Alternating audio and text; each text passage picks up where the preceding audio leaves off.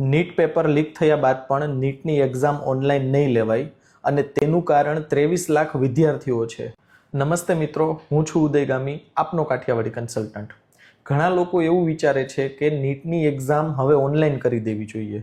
શું તમે જાણો છો, દર વર્ષે લાખો વિદ્યાર્થીઓ નીટની એક્ઝામ આપે છે અને જો આ એક્ઝામને આપણે ઓનલાઈન કરવી હોય તો એના માટે અલગ અલગ વિદ્યાર્થીઓને અલગ અલગ શિફ્ટમાં એક્ઝામ આપવી પડે અને ત્યાંથી શરૂ થાય છે સૌથી મોટો વિવાદ.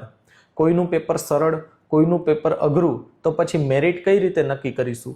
અને એટલે જ નીટ જેવી એક્ઝામમાં દરેક વિદ્યાર્થી માટે એક જ દિવસ, એક જ સમય અને એક જ પેટર્ન રાખવાનો પ્રયત્ન કરવામાં આવે છે. મારા મતે નીટની એક્ઝામ માટે સૌથી મોટું સોલ્યુશન ઓનલાઈન એક્ઝામ નહીં પરંતુ સ્ટ્રોંગ સિક્યુરિટી છે. કારણ કે એક્ઝામ ઓનલાઈન હોય કે ઓફલાઈન, જો સિક્યુરિટી વીક હશે તો પ્રોબ્લેમ ત્યાંથી જ શરૂ થશે.